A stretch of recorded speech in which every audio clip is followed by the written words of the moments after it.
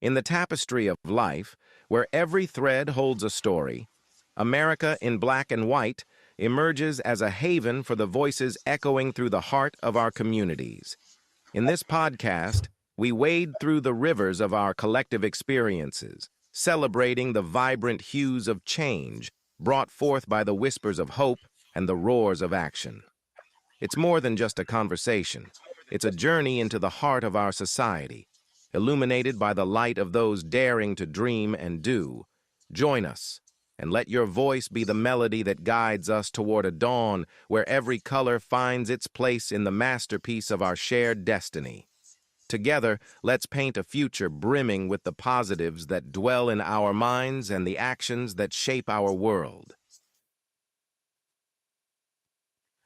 Good evening, ladies and gentlemen, and welcome to another episode of America in Black and White, where we are coloring conversations on the canvas of America. Tonight, our special guest is Dr. John E. Goins. Dr. John E. Goins is a certified Scrum Master and Lean Six Sigma leader with more than 18 years of experience in operations and process improvement. His professional journey began at the United States Postal Service, where he played a key role in driving efficiency, accuracy, and team performance in high volume mail processing environments.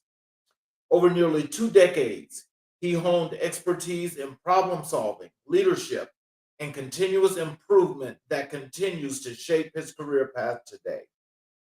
John holds a doctor of business administration, an MBA with a concentration in project management, and a Bachelor of Science in business management. He has also earned graduate certificates in both business management and project management, in addition to his certifications in Lean Six Sigma, Yellow, Green, and Black Belt, and Scrum. He is actively pursuing his PMP certification, reflecting his commitment to expanding his project management expertise. Originally from Columbus, Ohio, John recently relocated to Atlanta, Georgia to pursue new professional and entrepreneurial opportunities. He is the founder of Iron Gate Project Management LLC, a company dedicated to delivering secure, steadfast, and successful project outcomes. Alongside his business pursuits, John has stepped into the world of publishing as a debut author, releasing Sands of Time, a romantic fantasy novel that explores themes of love, fate, and resilience across lifetimes. Looking ahead, John's plan John's plans center on building his consulting business, publishing additional works, and continuing his transition into executive level project management roles within the technology and supply chain industries. With a strong belief in lifelong learning and leadership through service, he is passionate about inspiring others to embrace change, pursue their goals, and transform challenges into opportunities. Ladies and gentlemen, Dr. John E. Goins. Hello, sir. Hello, sir. How are you doing this evening? I am doing just excellent. How are you? I'm doing great. I do apologize. I am a ball of nerves. It's the first time I've done this, but at the same time, I'm also excited because of the many opportunities that can come from this. Yes, sir. Is there anything you'd like to add to your bio before we get into the show? You know what? No, you spelled everything out perfectly. Um, Everything that I've worked on, everything that I've accomplished up to this point is what's gotten me here. And prayerfully, it'll take me on to my next ventures in the future. That is, you know what, that's always a wonderful thing. And I'm very sure that what's waiting for you is definitely those larger goals that you're intending to reach. Let's jump into your work and your profession of Scrum Mastery and Agile leadership. Can you tell us what first drew you to the world of Scrum and Agile?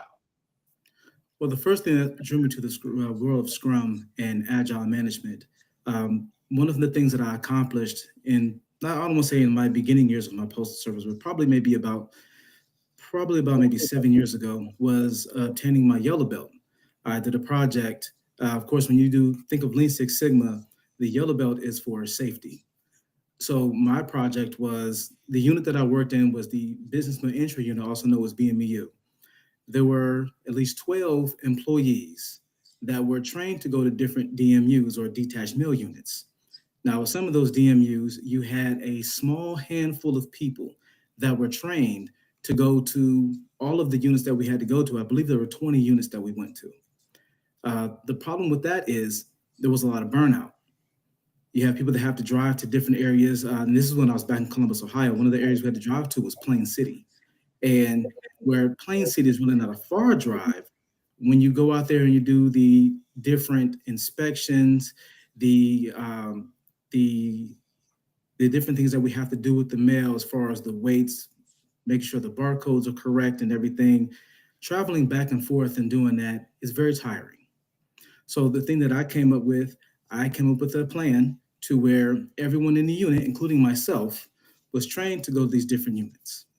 So over the course of 2.5, almost 3 months, I had different people pair up with the ones that were trained to go to all of the DMUs. Within 3 months, everyone was trained.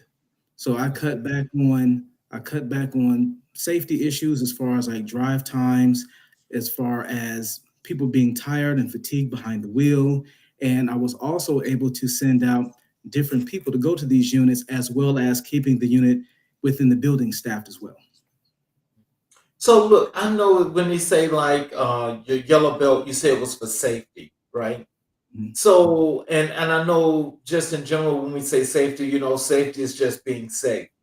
But can you tell us what is the actual purpose behind that yellow belt and the safety? Well, the purpose behind the yellow belt is to show, like, let's just say if I were to apply to another position with another company, the yellow belt will show that company, like, okay, he takes safety into high esteem. Safety is his top priority.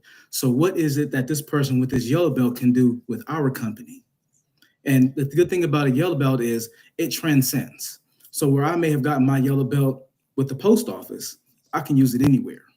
So once you put that, you have anything Lean Six Sigma on your resume, they'll see it and they'll say, okay, this person understands agile, they understand lean concepts.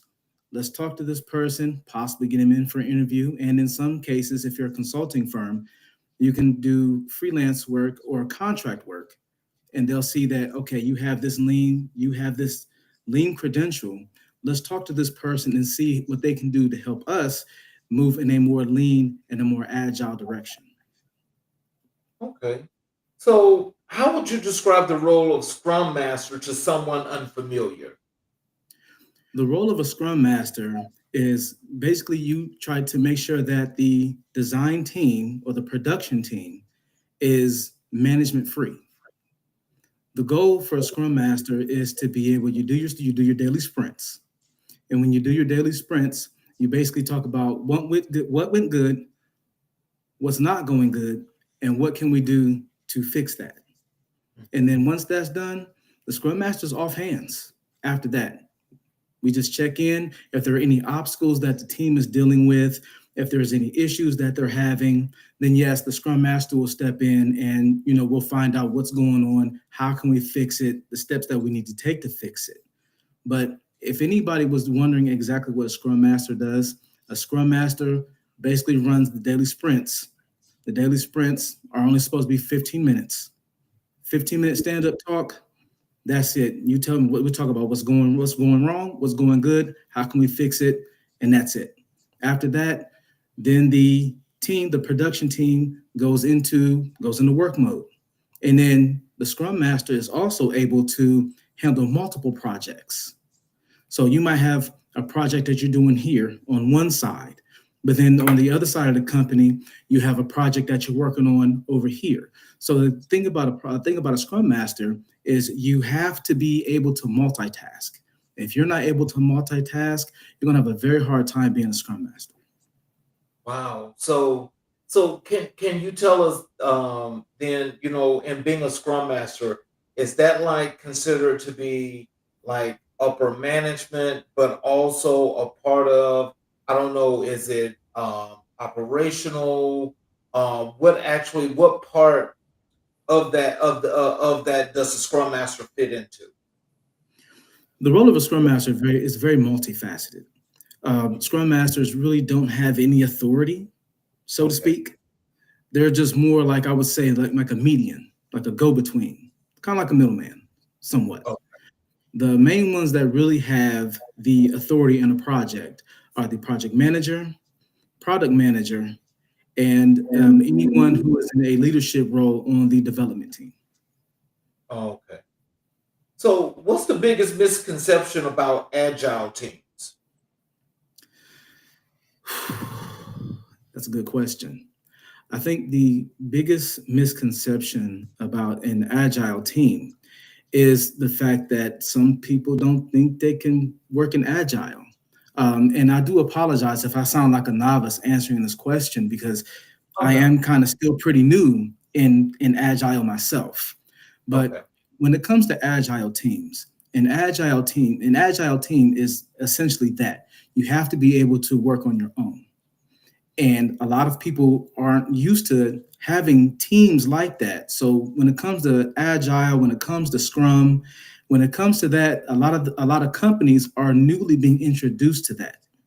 So if you're someone that is an authoritarian figure and in a company, dealing with agile can be a little bit rough because now you kind of just place the responsibility on the team.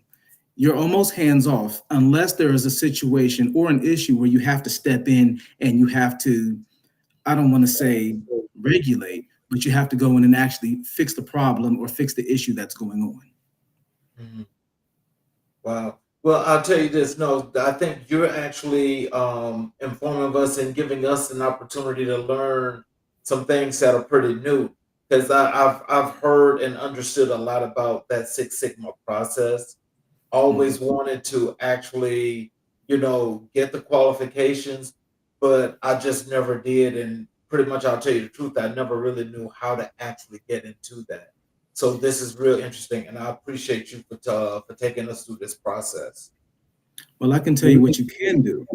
I know you just mentioned that you were trying to figure out how to get your green belt or yellow belt, black belt, or even get into Scrum. Scrum Alliance is a good place to go to if you want to learn how to get your Scrum, your CSM, your Certified Scrum Master. Udemy. Udemy is actually where I went through to get my green belt and my black belt. They actually have courses that you can take online, and sometimes you can catch those courses on sale. And you can get into those courses. They're self-paced. You do take an exam at the end, and once you pass that exam, you get your certification, Wow. and it is Okay. globally recognized. Okay. How do you foster collaboration across diverse squads? When it comes to diversity, you have to understand perspective. Mhm. And when it comes to perspective, that means anybody who is involved, you have to understand their point of view. So there can be projects that you can work on, there can be teams that you can work on, and you have to be able to understand that something can be being done in the project that may offend someone, whether it be religious, sexual orientation, gender, race, whatever. You have to be able to understand where that person is coming from. Give them the opportunity to give their input. The one thing that I have learned while working with the postal service, dealing with people in general, is you have to understand someone's point of view. And when it comes to projects, when it comes to companies, you're dealing with people from different backgrounds. People with different backgrounds, there are also things that you have to understand about their background. So you might want that person on your team because of their level of expertise. But if there is something that conflicts with whatever it is their religion, their gender, their race, their sexual orientation, you have to take that into account. So when it comes to perspective, That is a very, very, very important thing that you have to take into account when it comes to working on projects and building a project team. Wow. Now, now that's interesting because, like, when you say you have to take all those different things into account, does that mean that there are things that you do different, or there are things that you just have to be cognizant of, as in the processes in which you're working? More so both. Okay. Because, of course, whatever company it is that you're working for, if they want that project to happen, they want that project to happen. Hmm. But in the midst of trying to work on that project and complete the project, you have to be mindful as to who it is you want on your team, which is why, you have to go around, you have to ask, hey, I'm working on this project. This is what the project is. This is the work that's going to be done, and this is the outcome. Do you think this is a project that you would like to be a part of? You have to give them the option. Sometimes you hear some people say, I want you, I choose you, I choose you, I choose you. It doesn't work like that. It does not work like that. You have to be able to understand someone's point of view. You have to be able to understand their perspective. And sometimes not having that person's level of expertise on a team might hurt. So you may have to, where you may have had one person, you might have to get two people to fill the spot of that one person. But at the end of the day, you still have to be able to bring forth a complete product or a complete project. So that's why you have to go around, you have to ask, you have to inquire to whomever it is that you want on your team to make sure that they feel comfortable filling that slot. If they do not feel comfortable filling that slot, then you have to progress forward. So, what's your approach to sprint retrospectives and continuous improvement? Ooh, another good question. Well, when it comes to sprint retrospectives that happens at the end, and the sprint retrospective actually leads into the next sprint. So what you want to do during the sprint retrospective, the approach that should be taken is find out what issues that they were having during the project, during the sprint, during everything. Find out what issues they were having. You want to make sure you keep record of those, because anytime you come across a project that may be similar or close to something that you've already completed, there may be an issue that they may have encountered in that last project. And then you recorded how you got through it. And that same approach can be taken in that next project. So when it comes to sprint retrospective, you want to make sure that at the end of the sprint that you find out, hey, what went good, what went bad? How can we utilize that into the next project so that we don't run into that issue again? So, can you share a moment when agile principles helped solve a major challenge? Yes. One of the issues that we were having, I was working at the station back home, and we were having issues with scanning the packages, scanning the letters when we were casing the mail and things like that. So when it comes to agile is basically getting rid of waste. So instead of having multiple people working, because now where you have multiple people working on one thing, that leaves something else out that could be completed. So one of the things that I suggested was, well, how about you take the people that can actually work the parcels fast, have them work the parcels, instead of having a group of people in this one small area. Because if you have 9 people in an area that is very, very small, you're going to run into a lot of confusion. People are going to be running into each other. There could be possible injury, which is where the yellow belt comes into play.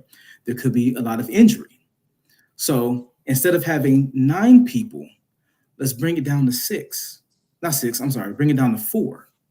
So now each zone, because the station I worked at had 4 zones, each zone has 1 person.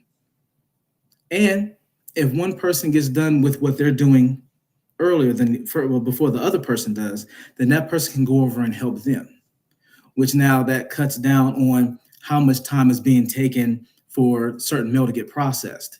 And then when it came to the letters, You have 4 people that are working the letters in large envelopes. So now when it comes to agile, now it's becoming a more safe environment and less cluttered, because instead of having a group of people, a large group of people in one area, you can disperse that group. And let's say you've got someone that gets done with the letters. Okay, if there's enough time, they can go over and they can help somebody over there with packages. Now that what that does now is it cuts down time. So now by this time, instead of saying getting done at maybe 8 o'clock, 8:30, we might be getting done at 6, 7 o'clock. So now by the time the carriers come in, they can get their routes together, they can get their mail, and out the door they go. So, how do you handle resistance to agile transformation? When it comes to resistance, you have to be able to, like, which perspective again comes into play here. You have to understand someone's point of view. You have a lot of people who feel as though the old school way, and I'll be the first to admit, before I actually sat down and understand what agile does and what it will work for, I was one of those that gave pushback because I was used to the old school way. But then once I sat down, talked to the people that were trying to change a few things, and understood why the agile approach was not so much easier, but better. Then I said, okay, which actually kind of sparked my interest into getting an agile. So when it comes to that approach, sometimes it might be one person, sometimes it might be several people. But with those several people, the one thing that you have to be strong is you have to be strong in influence. If you know how to give a strong influence and also be able to break down an easier understanding, that will cut down on the pushback. Now, will it stop the pushback? No, because sometimes, as they say in church, we backslide, and we will backslide. But at the same time, those same people that happen to backslide, those same people that happen to push back, there's nothing wrong with the conversation. Just pull them to the side. Like, hey, what's wrong? You got a question about anything? Do you need a better understanding of something? Do you need me to break something down? And it's also how you talk to people. A lot of people that get in these authority positions, they feel as though it's better to talk at people. No, you don't talk at people. You talk to people. Because the moment you start talking at people, there's going to be a tone in your voice. And I'll admit, I'm a tone person. If you talk to me in a certain tone, you're going to get a certain tone. But when you're in a position of authority, you have to understand that the way you talk to someone is the way they're going to respond. So if you're trying to get someone to cut down on pushback, or if you're trying to get them to understand and not push back, you have to talk to them in a way where they can understand. You have to break down exactly what it is that you're talking about. You have to break down exactly what the benefits are. So that way you can get buy-in. Once you get buy-in and you have a strong influence, you can get people to switch to agile with no problem. But you have to be able to understand their perspective. You have to be able to talk to them, and you have to be able to break it down and help them understand exactly what it is that you're trying to do. So with this, because all of that, I mean, it sounds like people to me.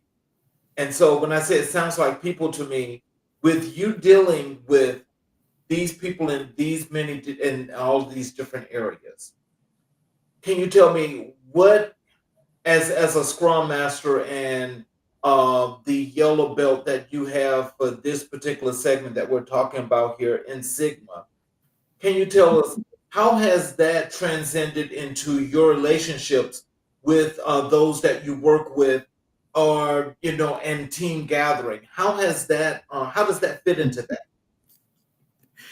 Well, that brings me to a story.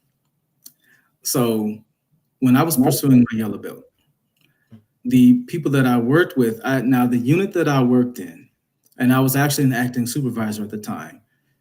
It was a unit that was quote unquote called a retirement unit. We had a lot of people that were in their last years of working at the post office. It's an easy job.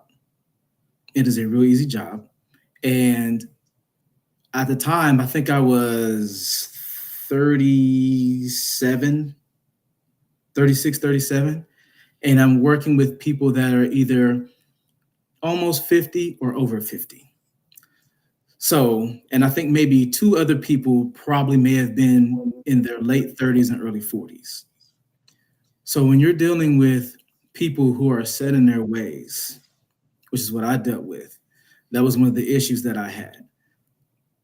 The main ones that worked at these different DMUs or the detached mail units, they were the ones doing the most complaining, which of course they were the older group. And that's when I said, you know what? Let me try to make this a yellow belt project. Let me make this my project. And that's pretty much what I did. Working with them, I explained to them, like, listen, here's what we're going to do.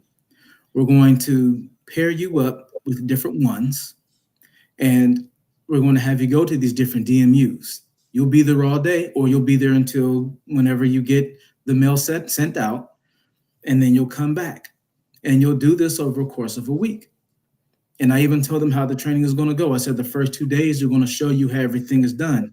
I said that third day, you're going to assist them. Those next 2 days is going to solely be just you. They'll be there to watch you, to make sure that you're doing what you're doing. But those next 2 days, you're going to be the main one doing the footwork. I said, if you have any questions, the one thing I always tell people, if you have any questions, please feel free to ask me. I have no problem. I have no issue. I said, and trust and believe, just as much as this is new to you, this is new to me. So just like how you're going to be asking me questions, I'm going to be asking people questions who already have their yellow belts, green belts, and black belts, exactly how they would tackle a situation like this. So when it comes to large groups, you have, like I said, you have to be able to break it down to them, help them understand. Same thing with perspective. If they're stuck in them old school ways, they're stuck in them old school ways. And they didn't like me for a nice little minute. They did not like me. But then once they realize, like, okay, that's how this is working. That's how this is working. I'm not exhausted. I'm not fatigued. I'm not tired. I'm not the main one that they're asking to, hey, drive to Plain City. Hey, drive to Reynoldsburg. Hey, drive over here to the east side. Drive out here to the west side near Hilliard. We didn't have any of those issues anymore. Everybody actually began to work like a team. Wow. And then once the teamwork element started happening, the flow, the workflow in the unit improved tremendously. Now, again, because I was young, they didn't like me because they thought I was trying to tell them what to do. When in reality, what I was really trying to do is I was trying to look out for everyone's well-being. Because as a supervisor or anybody who is in a high-level position, the people are your responsibility. Yes, of course, getting the work is part of that. But your main responsibility is the people. Make sure the people understand what's going on. Make sure you understand where the people are coming from. And you also have to have a level of empathy as well. Because when it comes to empathy, you have to be able to understand where they're coming from to help them to come up with a solution in order to help benefit the people who are involved. So did that improve your relationships with these people, or Yes. is it okay? That's a good thing. So apparently, I guess maybe in just I guess you guys having to just mesh together for a while is what it took. Yes. So what tools or platforms do you rely on most in your Scrum practice? Well, of course, you have Jira. You have Jira. You also have, was it Talibu? Oddly enough, I'm an Excel guy. I like Excel. I've always liked Excel. Really? Yes, I'm one of those. Yes, I'm Excel. Even Google Sheets. I like Google Sheets. Um, when it comes to dealing in those different arenas, you have to be able to work with what's comfortable for you. Yeah, you have people that do swear by Jira. Jira's okay. I like Jira. Jira is not a go-to for me, but I do like Jira. But my thing is Excel. I'll use Excel until I'm blue in the face. So when it comes to certain tools and everything, and also Microsoft Word, because I'd like to take notes, and like if I write it down, I definitely want to type it to make sure that I have it. So in case there's something I need to go back to or I need to reference, I can either go back to what I put in Excel, or I can just go back to my notes that I wrote down in Microsoft Word. Okay. So, and when you just think about, and you were mentioning, um, this other program other than Excel, I think you said Jira. Jira. Okay. So, I mean, I've never heard of that. Can you tell me what is that? So Jira is basically one of those apps where it helps you keep up with the progress of a project. You have to do, in progress, and done. So let's say you have a group of 12 people on your project team. Mhm. You put all their names down in one row, and then you have the to-do list. So the to-do list is basically everything that needs to be done. The thing about Agile, you have Agile and you have Waterfall. Agile is one of those, is the process where everybody kind of works individually. Okay. Waterfall, you have this group working on something, and once they finish, it goes down to the next group. Once they finish, it goes down to the next group. When they finish, it goes down to the next group. That's waterfall. So you have some companies, you have some instances where waterfall works, and you have most instances where it's agile. But the thing about Jira, the way Jira works is it kind of helps keeps the progress of the project basically in order. So you have your to-do list. So everything that you're working on in your to-do list is listed right there. And then once you start it, you put it in progress. And then once you have it in progress, you're working on it. Once you complete it, it goes in the done column. So it just kind of keeps everything going. So Oh, with like it's really good to use for agile. Agile, like I said, agile is one of those things where everyone works individually. Each team works individually. mhm. So you might have one team working on this, you have another team working on this, you have another team working on another issue, another team working on another issue. And as long as those things get done, you get to your finished product or your finished project. But and the other thing about Jira too is you can only have, I think it's only one or two people who are in charge of moving things from to do to in progress to done. Right.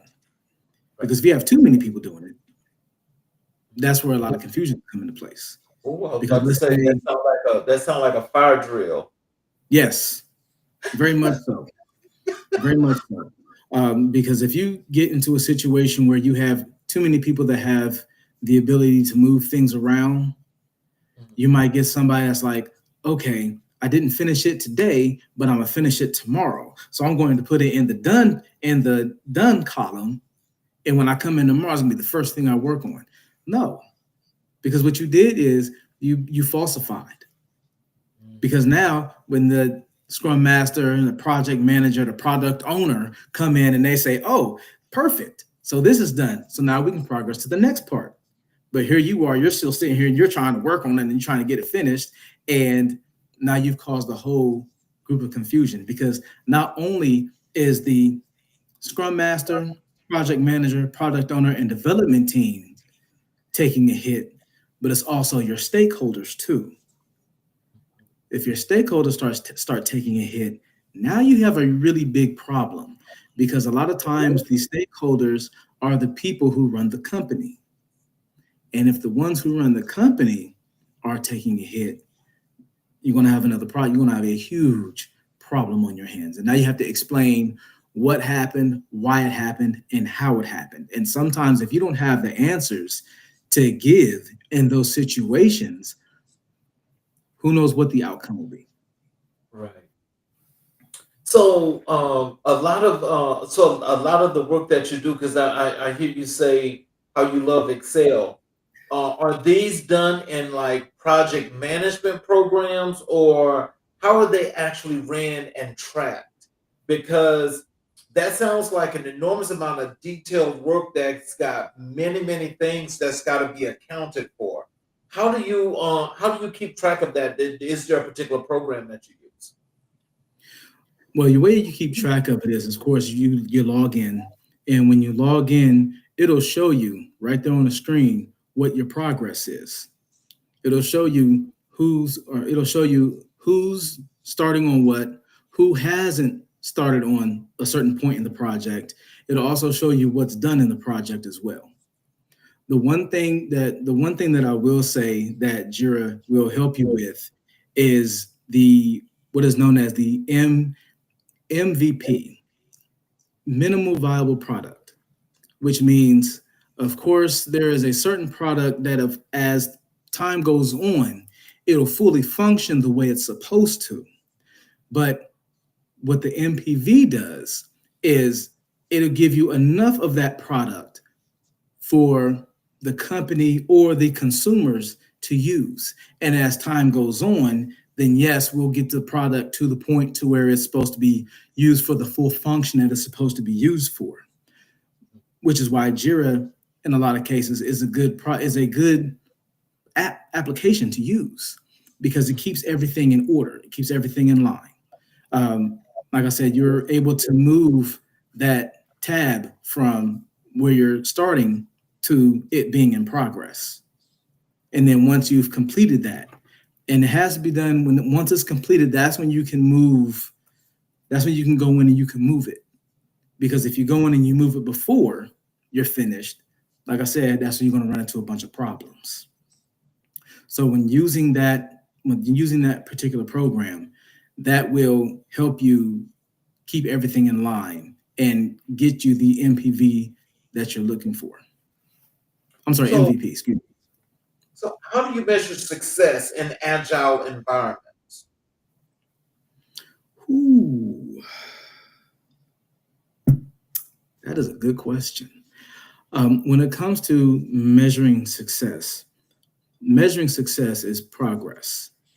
So when you have your daily sprints, that's one of the things that you talk about is where are we at?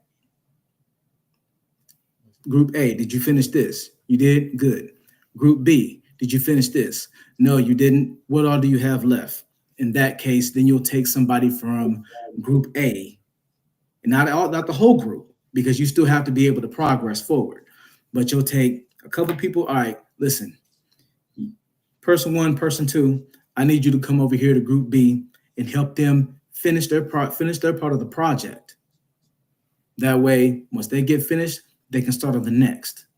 Now, in some cases, you'll want to keep person one and person two on that same group to get them progress, because by the time they get to group A, by the time they catch up to group A is already getting ready to progress to the next part. So you want to be able to try to have as many people with the expertise to help group B catch up to group A. So let's move over to more of your Lean Six Sigma, but we're going to talk about your operational excellence. Okay. Can you tell us what motivated you to pursue the Lean Six Sigma training in general? In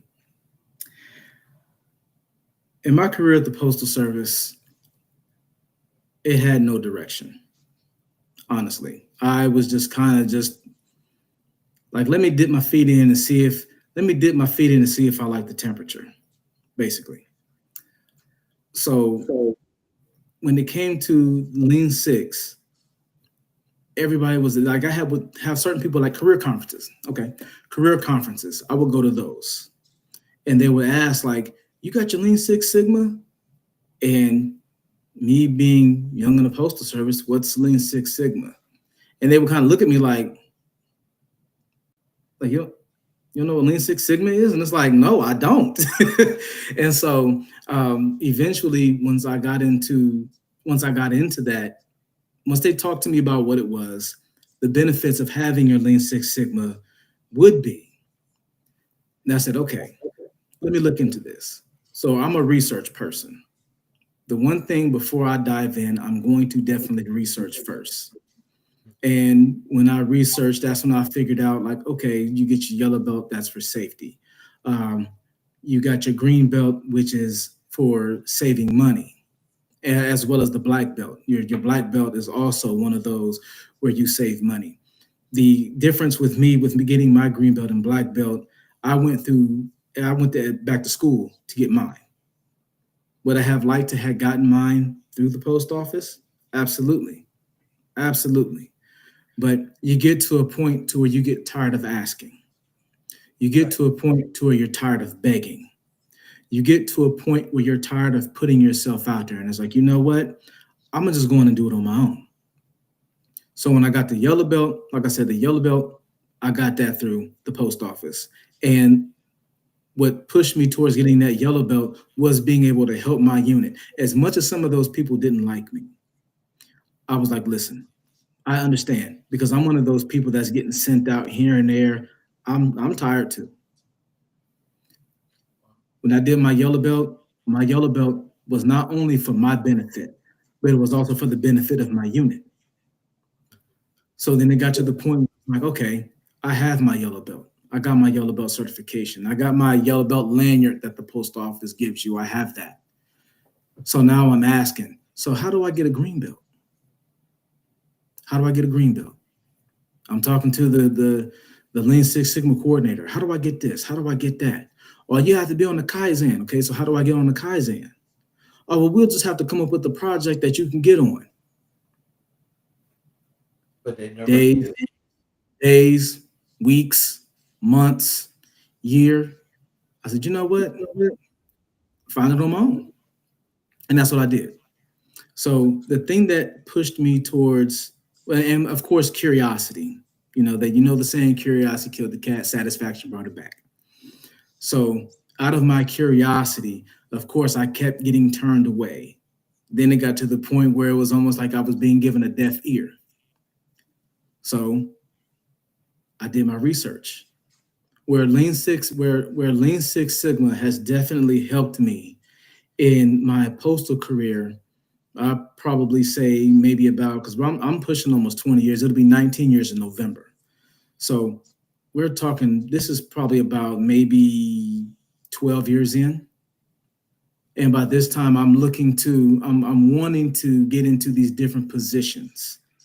All these positions are asking for you to have your Lean Six Sigma yellow belt or your green belt or your black belt, all three or two of the three. So I said, you know what? Not only am I going to use this to benefit myself, but I also want it to benefit other people as well. I don't want it to be just for me, because if I do it just for me, where's it going to go after that? So that's really what pushed me to do it. I knew there was going to be a benefit for people.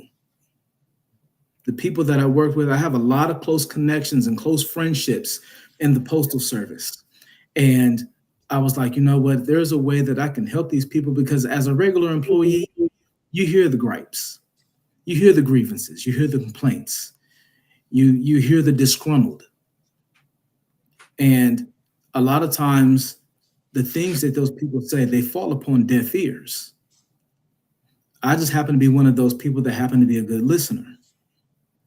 And so when I would hear a lot of the issues they were having, I was like, okay, Lean Six Sigma is definitely going to help out in this situation. And of course it did. Now, in the unit that I worked in, it was just a scratch on the surface. And that's fine, because the best way to start is taking a step. And that's what I did. I took a step. Now, does that mean that step is going to turn into a run? Eventually it will. At the moment, no. Right now, it's just a step, and I'm taking steps. Eventually, it's going to get to the point where I'm running. And when I'm running, everybody better jump on the bandwagon, because if you don't, I'm not coming back around. You better jump on now. You better jump on now while the jumping's good. Because like I said, once I'm gone, I'm gone. I mean, don't get me wrong. What I've done is going to benefit you. But at the same time, if this is something that you want to jump on, jump on. Do it. If not, I don't know Sorry. what to tell you. Yeah. But you know that you just you started into what I was my next question is actually going to be. Like, so with all of this work and and the qualifications that you have in dealing with the people that you deal with, how does that transcend to your work or your dealings with people outside of work? Let's just say your community, things of that nature. How do you use those qualifications, certifications in that way? I do apologize. Repeat the question because it kind of froze up a little bit there. Saying with your qualifications that you have, uh, Mhm. how do you take that and use that outside of your place of work when it comes to dealing with the public, or dealing with your friends or people that you work with outside of your actual job? How do you take those qualifications and use them? Well, the good thing about that is when you're working in the post office, you're kind of dealing in a controlled environment. You know who you're working with. You see the same people every day. So you already know what their issues are. You already know what their gripes are because you work with the same people every day. When it comes to the public is different because the public is wishy washy. One day it might be this issue, next day it's another issue. They'll go to the same issue, but then they'll try to tie it into the issue that they told you about the day before. And the one thing that I have learned, and in some cases still learning, is patience. You got to have patience because a lot of the people in this world are impatient and everybody feels as though they come first. You have to be able to, you have to be, again, this is where you have perception. Perception is key.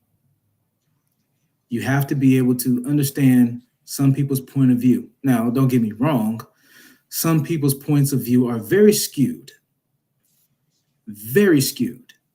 And you also deal with a lot of people who feel as though they have the privilege to be pushed to the front of the line. You just have to tell them, wait your turn. And the way you do it, that's like when I worked on the window. I used to be a window clerk. And I had a situation where it was a customer, he was upset. Um, 9 o'clock in the morning, I open the store up. I'm getting everything set up. Customers start coming in. This gentleman and his wife come in.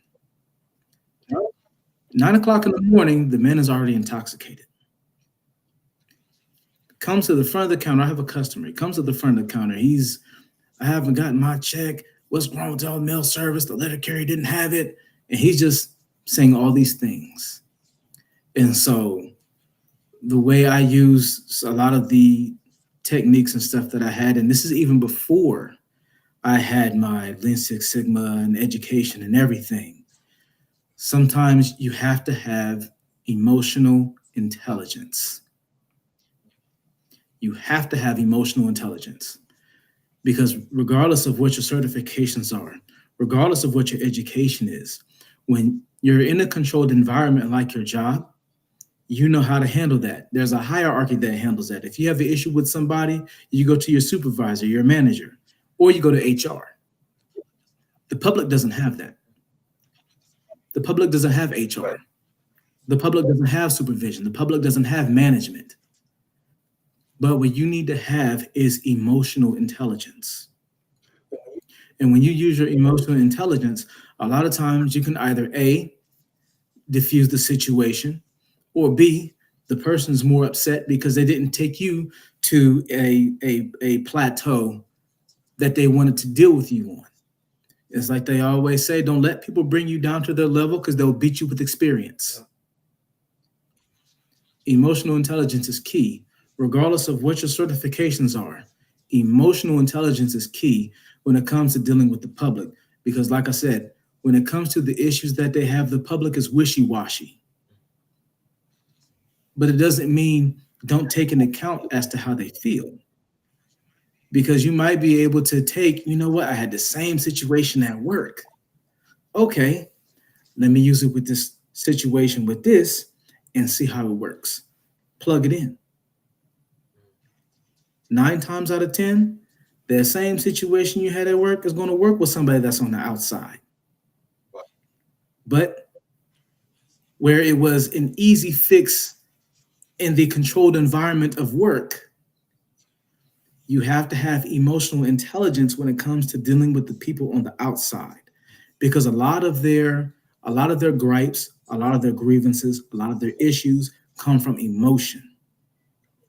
And if you can keep your emotions in check, if you can keep a calm, monotone voice and talk to them and not at them, you can fix the problem with no issue. Wow. With you sounding like such a people person, I just kind of find that, it seems like, with you wanting to and having the empathy that and sympathy that you talked about earlier, it would seem to be a little bit difficult that you wouldn't be a success in the work that you do. What are some of the things that you find to be, some of your most difficult moments that make things a little stressful and out of sorts for you when you know that there shouldn't be? Um,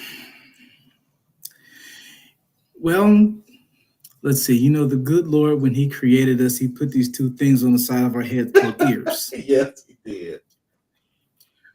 Um, some people just choose not to listen. Mhm. They choose not to, and that has always been. And I mean, and don't get me wrong, I'm not going to sit here and say I'm perfect, because every once in a while there are times when I let certain things go in this one and out this one. I have my moments, but that's pretty much one of the biggest issues that I've had. Um, when it comes to people having titles, some people, when they get certain titles, they act as if whatever suggestions or whatever solutions that you might have for a certain problem that they're having is not going to work because they didn't come up with it. So when you try to explain it to them, they're not going to listen. And that is honestly one of the biggest issues that I've had in the Postal Service, because there have been times I have given many a solution to many a problem.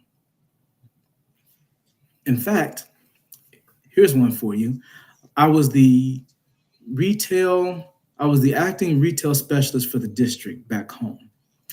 We were having a marketing meeting down in Cincinnati, and the gentleman that I was talking to that was holding the meeting was asking questions about how can we fix the issues that we're having on the front window when it comes to filling mystery shops. I offered the suggestion. I said, well, majority of the supervisors that we have at our stations have all been former carriers. We do not have any supervisors, or if we do, is very few that used to be clerks. Clerks are the ones that work the window. Clerks are also the ones that handle the packaging and the distribution of mail to the carriers. I said, you need to have a clerk supervisor in place that used to be a clerk. I also said that if this is a position that you possibly want to put into play, I would like to be the first person to put my application in to become a supervisor. Now, mind you, I said put my application in. I didn't say put me in the position. And he kind of looks around and he goes, nope, I don't like that idea. I said, okay, continue filling mystery shops then. And everybody just kind of looked at me like, did he just say that? And I'm like, yes, I just said that. You wanted a solution. You asked for a solution. You asked for a way that we can fix this. You had so many stations that were filling mystery shops. And 9 times out of 10, it was for one question, which is the hazmat question, which is there anything liquid, fragile, perishable, or hazardous, such as lithium batteries, perfumes, mercury, or In that alcohol? package. And that's it. That's it. You get 5 points. The most points that you would lose on a mystery shop is not asking the hazmat question. You get 5 points for uniform. You get 5 points if you don't suggest additional services and stuff like that. It's the hazmat question. And I was just explaining that to him. It's like none of these supervisors are going to know that because majority of them have been carriers. So they're going to cater to the carrier craft. Get someone who's been a clerk, and not just any clerk. Get someone who's an experienced clerk. Get someone who's seasoned, who knows the rules and regulations, who knows about the uniform, who knows about all the processes that are handled on the front window. Get you somebody that can do that. And all it takes is an application. If we have to fill out an application, and you know what, and I don't know if there's any postal people watching this, I might get in trouble, and that's okay. But it's always an application that has to get put in. You have seasoned people who want to get into these positions, that want to help out. Let them help. Let them fill it out. Let them do it. Because the problem is the more issues that we have, the more we fail. And trust and believe. When have you ever heard anything good happen in the post office? Because there's been a number of good things that have happened in the post office. You don't ever hear about the good. You hear about the bad. So in order to fix that narrative, in order to change that narrative, you have to put people who are the experts and expertise who can fill that role and change the narrative. Well, we got. So when it comes to listening, that's the main issue that I've dealt with the Postal Service. Well, we got a comment here in the chat, and it's from Deanna Walker. She says, "Dedication and hard work. Keep going, Dr. Goins." I put it on the screen. Thank you. So, Thank you. I mean, I'm sure that, people that do service, especially, from that retail perspective, they know just how hard, I guess, it is when it comes to dealing with the public, because that can be a real beast. I'll tell you that. Yes. It's a real beast. So tell us, how has Lean Six Sigma shaped your approach to problem solving? When it comes to problem solving, Lean Six Sigma, like I said, Lean Six Sigma is a process to develop waste. Lean Six Sigma was developed in 1996 for a person who worked at Motorola. And when it comes to problem solving, you have to be able to find a solution to a problem that is easy, quick, and streamlined, which means there is no, you want to get to A to Z, but you don't want to have to necessarily take all the different steps to get to B, to get to C, to get to D, to get all the way to Z, because by the time you get to Z, they're going to say, okay, well, we got to go find something else. So when it comes to that, it has helped me a lot when it comes to a lot of my decision making at work, and even a lot of my decision making when I'm not at work and when I'm on my own. Because a lot of times I'll sit there and I'll say, you know what, would it be a good idea to do this, or should I do it a different way? 9 times out of 10, doing it a different way is better, because if I do it the way I'm gonna do it, I'm always gonna fail. If I do it the way I do it, I'm always gonna fail. Why? Because I'm always gonna take the extra steps to do something instead of the necessary steps. It's not about the extra steps you do. Just take the necessary steps. And you take the necessary steps, and that's what agile is. When you take the necessary steps to get something done, it'll get done with no problem. Well, let's move over to your leadership and project coordination and delivery. So we're going to talk a little bit more about your project management and strategic execution. What's your philosophy on effective project management? My philosophy on effective project management is you have to understanding the processes. You have to understand the processes as to what it is that you're trying to do to get the project that you need to get completed. You have to be able to gather all the information that you need. Why do you need this project? What is the project for? How is the project going to benefit the company? How is it going to benefit the people? Cool. You get that information. Then after that, the information that you need to gather is, when does this need to be done? How do you want it done? Those two questions alone right there pretty much set the precedence for how the project is going to be completed. And it's kind of one of those things, like once you understand the processes of how to be an effective project manager, again, perspective, who's this going to affect? You always have to take into account the stakeholders. Stakeholders are people who are affected directly or indirectly by the project. You have to take into account and when, like I said, perspective. Who's this going to affect the most? Is this going to affect the employees? Is it going to affect the public? Is it going to affect the C-suite people? Is it going to affect your managers and supervisors? Once you get all your information in line, you ask the necessary questions, that's what makes you an effective project manager.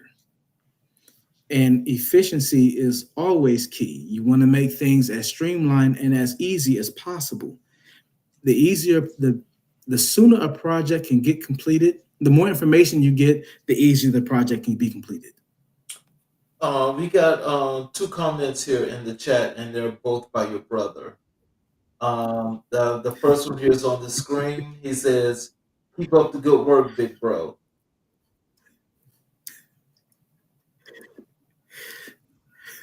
And here's the other one. "Mom is definitely proud of you."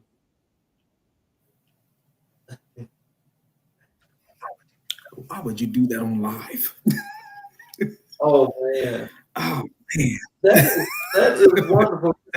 Thank you, bro. I appreciate you, man. You see, I mean, that's called impact, though. That's called impact. And so you see, you're delivering the goods in a lot of ways, and that's an excellent thing. That's an excellent thing. And see, again, that's why I say, the heroes like you are the ones that people need to know and need to see, because this work that you're doing is delivery in more ways than just getting a damn letter in the mail. Because Right. it's a whole process. And so, and I think that, what I appreciate more is you taking the time to not only explain this process, but in all this qualification that you have to go through in order to make this come to light. So when you mentioned earlier about emotional intelligence, and we're talking about now your project management and strategic execution. Give us this insight as to how those two mesh together. That is the emotional intelligence and the strategic execution that you have to do with project management. When it comes to emotional intelligence, not only do you have to control your emotions, but you also have to sort of control, not only say control, you have to influence the emotions of the people on your team. So when it comes to strategically completing a project, let's say you're in a project, you're working with somebody, they may have something going on outside of work. Not so much something going on at work, but something going on outside. They may have family issues, they may have health issues or anything like that. And this person happens to be a very, very prolific individual on your project team. The one thing that you want to do is pull them to the side, talk to them. Hey, what's going on? Are you okay? You don't have to give me any particulars. If you tell me, like, listen, I have a lot going on. I'm in a weird headspace. My life outside of here is having some issues. I'll be the first to tell you, take some time off. Take some time off. Because if you're having some conflicted issues about what's going on outside of here and what's going on outside of work or outside of this project is transcending into the work that you're doing, you're not going to be able to complete what part of the project you're doing, and it's going to make us fail. I might have two other people or another person that can multitask on what it is they're doing along with what you're doing. 9 times out of 10, what I would do is I would put two people on that one part, multitask. Hey, this person, I had to give them some time off. They got some personal issues going on. I need them to be in a clear headspace, not only for this project, but I need them to be in a clear headspace for themselves. Because just as much as whatever they have going on is affecting us here at work, it's affecting them outside of here. I need this person to take care of what they have going on outside of here first, and then they can come back and take care of it. But I'm going to have these two people take care of that. And what that displays is emotional intelligence. I don't want this person to break down on this job or break down on this project. I don't want them to be upset. I don't want them to be angry. I don't want them to all of a sudden just say, hey, I called off for 3 days. I called off for 3 days. So now you're trying to contact this person like, hey, what's going on? Where you at? Hey, are you okay? You good? And you're not hearing anything. And so now I would have to scramble to find somebody to fill in the gap. And sometimes filling in that gap is not an overnight process, because sometimes you may not have two people to fill that one spot. You may have to go outside and contract somebody. Hey, I need you to come in. I got a person that called out. They're not going to be here for the next few days. Can I contract you in to come and take care of this? Cool, fine, no problem.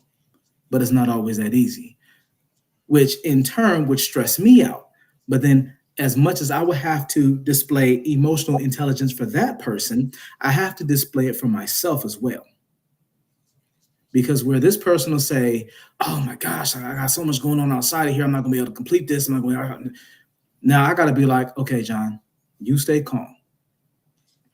This project has a strict deadline. You know what to do.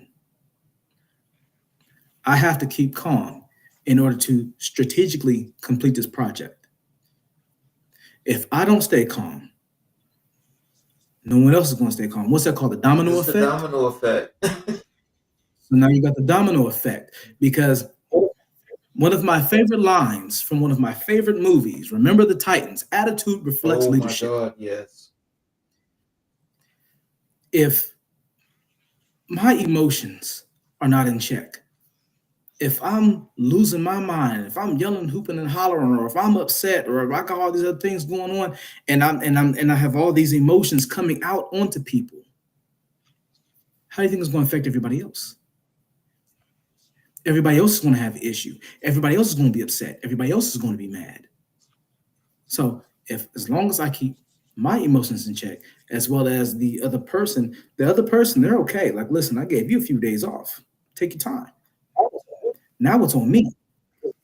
Because if they see me losing my mind, everybody else on the team is going to start losing their mind. I can't have that.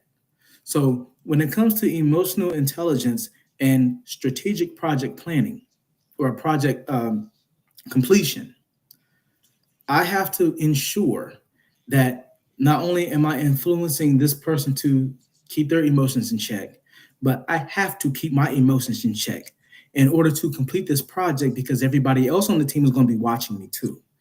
So not only am I responsible for this person's emotions and my emotions, but I'm also responsible for the team's emotions too. So as long as I use my emotional intelligence, whether it be influence or whether it be displayed, that is what's going to keep the project flowing, is going to keep the project moving, and strategically, it'll get the project completed. Well, we got two other things here in the chat. There is a thumbs up from Matthew. And we have this from Miss Ashley Marshall. Good work. Proud of you. Thank you. Thank you. And so can you tell us, how do you balance scope, time, and resources under pressure? Ooh, I like these questions. So when it comes to balancing scope, time, and resources, they all pretty much go hand in hand. When it comes to your scope, the one thing that you do not want to do is go outside of the scope. They call that scope creep. So a lot of times your stakeholders will try to come in and say, hey, I know I wanted this done, but I want to add this. If it's not in the scope, no, can't happen. Now, can it happen like now once we finish part of the project, can it happen on the next part? Yes. Yeah, we have to come up with a whole new scope, everything. Yeah, it can happen then, but right now we cannot, which also goes into the time. Because if they try to throw in something and it is not in the scope, that's going to throw the time All the off. way. Because let's say you have a project that's supposed to be 6 months and they want to add something else in real quick after the scope and everything has already been, once that scope is signed, once everything is signed and completed, that's it. Whatever they're asking for, that's what has to be gone. That's what we have to go by. After that, that's it. But once you try to throw in something else into that scope, it's going to mess up that time frame. So what would have been a 6-month project now is going to turn into an 8-month project because now you're throwing in all these extras that you want to add into the project, which in turn throws off your resources because your resources can be anything. It can be people, it could be materials, it could be money, it could be anything. So now, let's say this person throws something in that scope, and now they threw something extra in, and now a 6-month project has now turned into an 8-month project. That project got a budget. Money is a resource. Now we've thrown off the budget. So now you've thrown off the budget, which is going to upset your stakeholders. Now you got your stakeholders upset. And they're going to be like, well, how come you're asking for more money? We gave you a substantial amount of money to handle this within 6 months, but we have this other part. And then they're going to say, well, that wasn't part of the scope. There ain't nothing worse. There's nothing worse than a stakeholder telling you that that's not part of the scope, and you knew it wasn't. Now, you know what's interesting about that? Because I know, especially when it comes to government contracting, they always put the scope of work in there. So when they do that, and I know that's also in accordance to the FAR. So when they put that in there, and I understand that a contract is supposed to be what a contract is, but in said situations like what you guys do, because I think the scope of work for you guys being in a post office is more like supply chain management, regardless of the case. So with Right. that being like a sliding scale, what is the actual difficulties or problem if you've got to add that time, as long as it's still centered around what the main scope was in the beginning? You understand? Well, I guess it may sound kind of crazy Mhm. because I know that a contract is a contract, but I know that you guys have a lot of those situations to where you got to go back and you've got to add time and you got to add people and so forth to an already done contract because of said situations that come across that you didn't account for. What is the problem with that? And why is it that they would have a problem with that? Well, when it comes to the federal government, I'll be the first to tell you the federal government is cheap. Mm-hmm. And if they have a budget set, that budget is set in stone. Now, when it comes to the public sector is a little different. The public sector, they'll say, okay, if this is what's going to be in some cases, not in all cases, because in a lot of cases, if that contract is signed, it is set in stone and there is nothing else you can do about that. When it comes to the federal government, that contract is not just set in stone, it is set in steel. Mm-hmm. There's no changing. If you try to add something else, or if you try to add something else, or if you try to slide something in and it's going to add extra money to that budget, you will not get another contract. So you mean like when they do the amendments and so forth, that that means that just to add the amendment, you're saying is that whole same process all over again that could go into the contract or it cannot go into the contract? It's a bit of a two-edged sword, depending on the cost. Mhm. That's the main thing. Depending on the Mhm. cost. If the cost is not substantial and is being amended, then yes. But if the cost is too high than what they're willing to pay or what's already within the Mhm. budget, no, no. Uh, if you like, the thing about the scope is when you're dealing with, and you also have to remember too, when it comes to the scope, that is a signed document. That is now a signed legal document. So when it comes to the scope, you cannot go without of those bounds. The moment you do, you have a lawsuit on your Mm. hands. And the thing about a lawsuit, especially coming from the federal Mhm. government, whatever opportunities, whatever chances, whatever partnerships you had, gone, gone. You want to make sure that as a project manager, and again, I am still a novice at this, but a lot of what I am talking about is from education. If you go outside that signed document, especially if it's a federal entity, you will lose a lot of credibility. Mm. And that is the main thing. Once you lose credibility, that's it. That's it.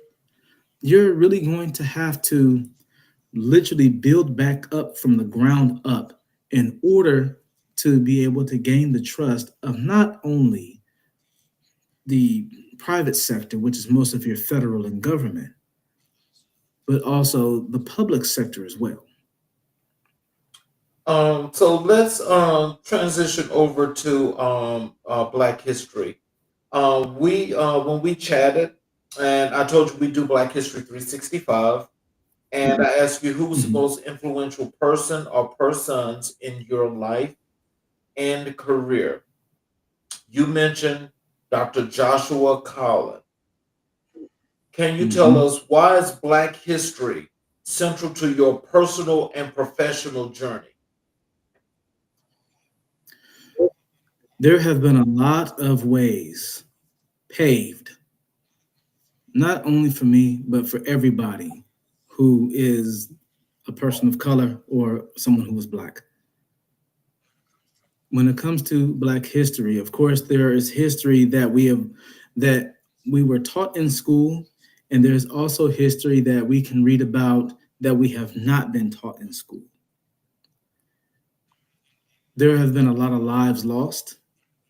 There have been a lot of sacrifices made. For me to even have the name doctor, there was a point in time where there was a point in time in our history where having the name doctor was non-existent. But because of the people who came before me, who sacrificed their lives, sacrificed their time, sacrificed their families, they made it possible for me to have the name doctor in front of my name. So when it comes to me owning a business, when it comes to me working on my PMP, when it comes to me, and a lot of people don't know this, and I'm going to put this out there. I'm working on a double masters right now. Yes, there are so many things, and there are so many things, and there are so many arenas that when it comes to Black history, that made it possible for all of us to do the things that we do. I can honestly say that I am forever indebted. Mm. I am forever indebted. And you mentioned Dr. Yeah. uh, Joshua Collin. Yes. When I met him, This was years ago. This was early in my postal career. I see this gentleman. I'm working at the City Gate Post Office back home in Columbus, Ohio, and I see this gentleman walking in a suit, tailored suit. He just had this persona about him, and I believe he was the plant manager at the time. He walked up. He's walking, and we're walking in the same direction, and he says, "Hey, how you doing today?" I said, "I'm doing pretty good." He says, "What's your name?" "My name is John." He said, "My name is Dr. Josh Collins." He shook my hand, and it was just something about that handshake. I was just like, Was you energetic and know, electrifying. very much so, very Yeah. much so. And I shook his hand. We talked for like a hot second, and then he went on to go check on whatever unit he was going on, and I was actually headed to the tour office. And when I heard about that man's story, I can honestly say that was a very huge inspiration. And I'll be honest with you, back then I had already tried college. I tried college once already. Not that it didn't work. I had some issues that I had to take care of. That was that.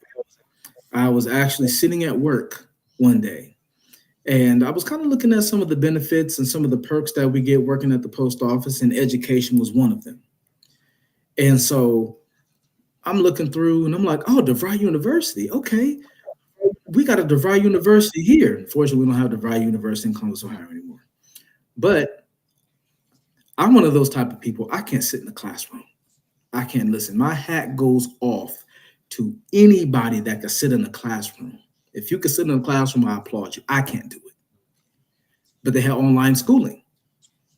So that's kind of where my educational journey started, was in 2019. March 4th, 2019 was my first day of class. And I'm not going to lie to you. I'm sitting there and I'm looking like, what did I get myself into? But here we are. And the good thing about that too is it helped me become a more disciplined person. The amount of discipline that I have learned from having the option to, I can sit here in front of this laptop and I can finish these assignments the next 2 days and have the next 3 days free. Or I can just say, I can do this assignments this day, and this day, and then whatever. No. And then that's what led me up to having a doctorate. And here I am. So when it comes to Black history, when it comes to where I am, had it not been for the people who came before me, I would not be in the position I am in now. And I am forever indebted. So, how has your identity shaped your leadership style?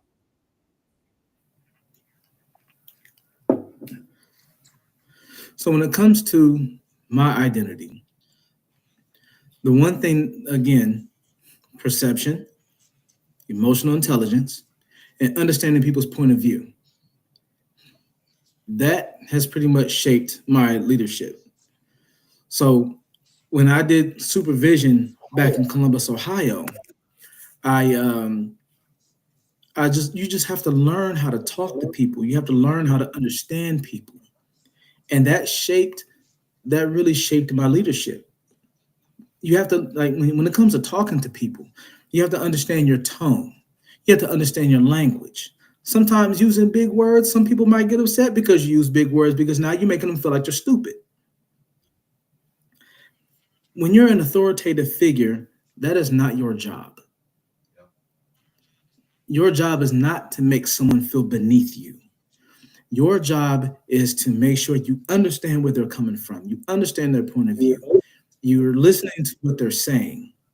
And you have to be able to deal with them on an even playing field. And if you can do that, then you can lead anywhere. And that's pretty much what has shaped my leadership model. Oh, Brandy just gave you a shout out. There it is on the screen.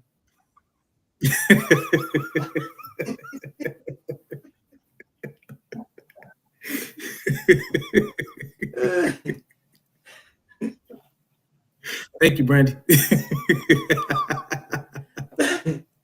See, you see, that's always see. You got good family support.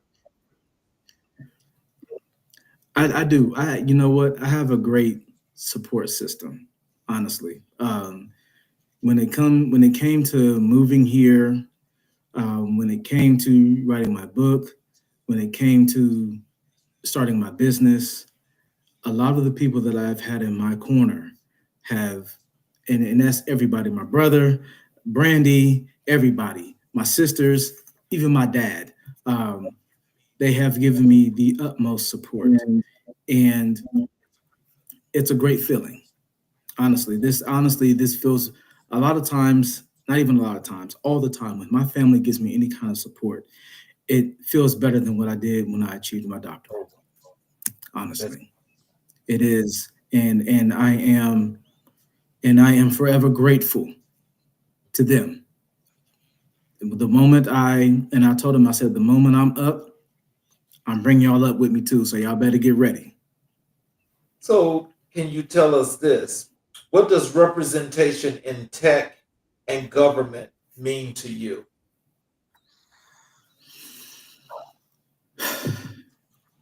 When it comes to representation, representation is one of those type of things where you feel as though that is a field that you will never see someone who looks like you in. When you see someone who looks like us in a field where they think that we don't have the capacity to understand, we don't have the ability to comprehend, and you see people that look like me and you in those areas, then it's not the sky that's the limit. It's past the sky that's the limit. It's past the sky that's the limit. And that's one of the things that I like to see. I like to see my people not just shoot for the stars. I want to see you shoot for the planets. So when it comes to representation, that's what I like to see. So, can you tell us why is Dr. Joshua Collin the most influential figure in your life? So when I heard about his story, and again, this was well, it was probably around the time I was working on my YOLO belt when I heard about his actual story. That is the true rags to riches. Man was a dropout, went back, got his diploma, went back, got his bachelor's, went back, got his doctor, went back, got his master's. Then he went and got his doctorate. And now he is like a high executive within the Postal Service now. I believe that man he's either number 2 or number 3 behind the Postmaster General Oh now. wow! You mean behind Louis DeJoy? Oh Yes, wow! yes. That man is high. He is a high-ranking executive. And in fact, it wasn't too long ago that I and faulting for me because there is chain of command. I emailed him and he emailed me back and he said, "Listen, I'm gonna have you talk to my secretary." And so I'm asking about opportunities at this Uh-huh. time. And this is probably maybe a couple of years ago. I'm asking about opportunities. His secretary emailed me, and the walkthrough process that she gave me, she didn't have to do that. She took 2 days out of her schedule per his instruction to guide me through everything that I need to learn. Oh wow! See, I like that. That's again, that's paying it forward. That's Yes. paying it forward. How did Dr. Collins's leadership at USPS inspire your own career path? Representation. Mm, I saw someone who looked like me. Mind you, I'm just a regular employee. I got on shorts, work boots, t-shirt. Here I see this man walking in a suit. And I'm just like, I want to do that. I want to try that. I want to see what that's like. And like I said, after I shook his hand, I just felt that energy. I felt that aura, and it was just like it was as if his handshake was saying, "If I can do this, you can do this too." Mm. Um, Last question for you. What Mhm. lessons from Dr. Collins's work do you apply daily?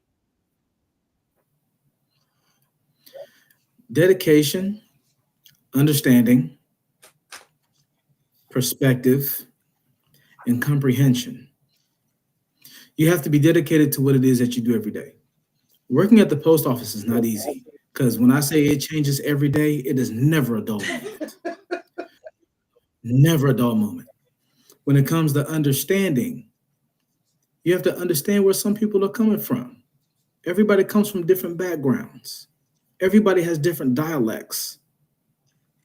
And the moment you make that person feel, it could be one person or 10 people. The moment you make that one person feel that I understand where you're coming from, you have gained someone who will help you along your journey. When it comes to perspective, you have to understand everyone's perspective and their background and where they come from. And when it comes to comprehension, you have to comprehend the situation, the task at hand, what's going on, what's the issue. And once you comprehend that, it'll catapult you.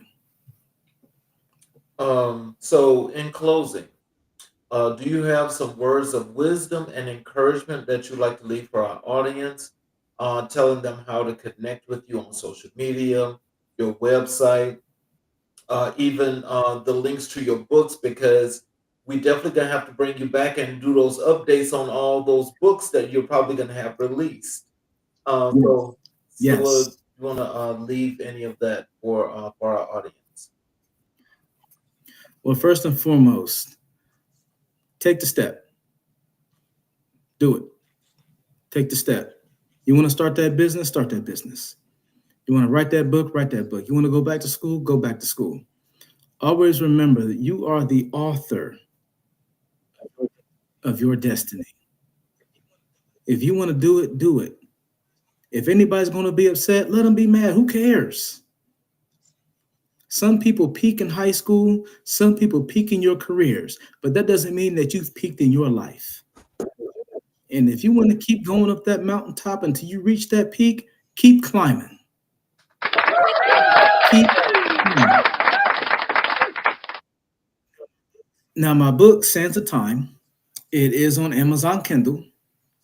I'm also working on two other books. One book is called Affair in the First Degree, and the other one is called Without You.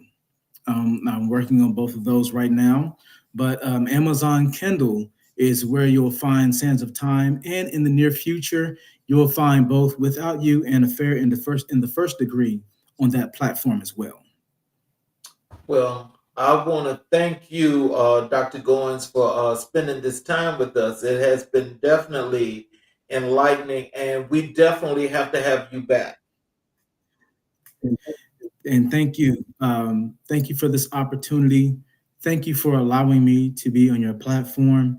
And thank you for allowing me to reach the people that I've been able to reach today. This has been a great Yes, honor. sir. And y'all make sure though that y'all will be able to catch Dr. Goins in the monthly magazine at the end of the month. So he will definitely be highlighted, and you will have all of those links to go and purchase these books as well.